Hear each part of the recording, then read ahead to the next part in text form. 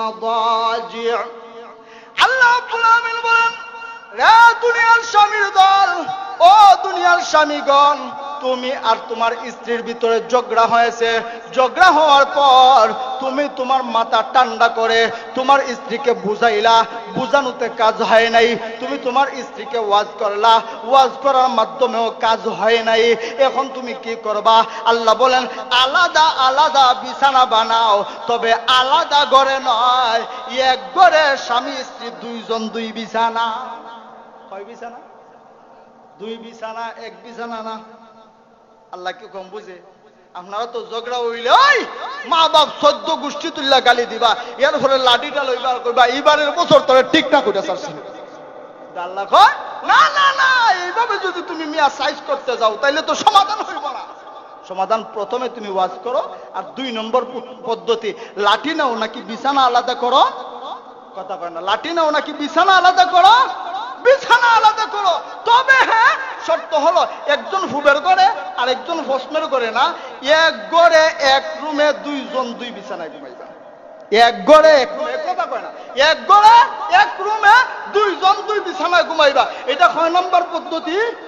কথা কয় না, 2 নম্বর পদ্ধতি। আল্লাহ কি বুঝাইতে চাইছে তাফসীরওয়ালারা বলেন, দুনিয়ার স্বামীগণ, তুমি আর তোমার স্ত্রী ঝগড়া লাগার পর 1 নম্বর ঔষধ যখন ব্যবহার করবা, 1 নম্বর পদ্ধতি যখন ব্যবহার করবা কাজ হয় নাই, 2 নম্বর পদ্ধতি ব্যবহার করতে গিয়ে স্বামী আর স্ত্রী দুইজন এক ঘরে ঘুমাইবা, 2 ঘরে নয়, এক ঘরে ঘুমাইবা, এক রুমে ঘুমাইবা, আলাদা বিছানায় ঘুমাইবা। কারণ তুমি যদি বাহিরে চলে যাও তাহলে তোমাকে শয়তান ইনজেকশন দিতে পারে, বলতে পারে ঘরে যা করতে বাহিরেও তা করা যায় কিনা ব্যবস্থা কর। দেখ চিন্তা কইরা ঘরে যা করবি বাহিরে তা করা যায় কিনা আপনারা বুঝে নিয়েন।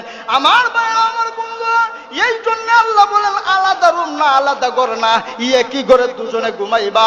আল্লাহ রাব্বুল আলামিন বলেন, ও দুনিয়ার পুরুষেরা, তোমার স্ত্রী যদি দিনদার হয়, বুঝদার হয়, তোমার স্ত্রী যদি চিন্তাশীল হয়, স্বামী আর স্ত্রী দুইজন যখন দুই বিছানায় ঘুমাইবা, দুইজন দুই বিছানায় ঘুমাইলে চিন্তাশীল মহিলা যদি হয়, বিছানাটা বালিশের মধ্যে লাগাইয়া এক পর্যায়ে মনে মনে চিন্তা করবে, হায় রে হায়, আমি কি করলাম? এই স্বামীর জন্য আমার মা ছেড়ে আসলাম, বাবা ছেড়ে আসলাম, ভাই ছেড়ে আসলাম, বোন ছেড়ে আসলাম, পাড়া প্রতিবেশী সবাইকে ছেড়ে আসলাম এই স্বামীর সাথে থাকার জন্য, এই স্বামীর সাথে ঘুমানোর জন্য, এই স্বামীর সাথে জীবন কাটানোর জন্য।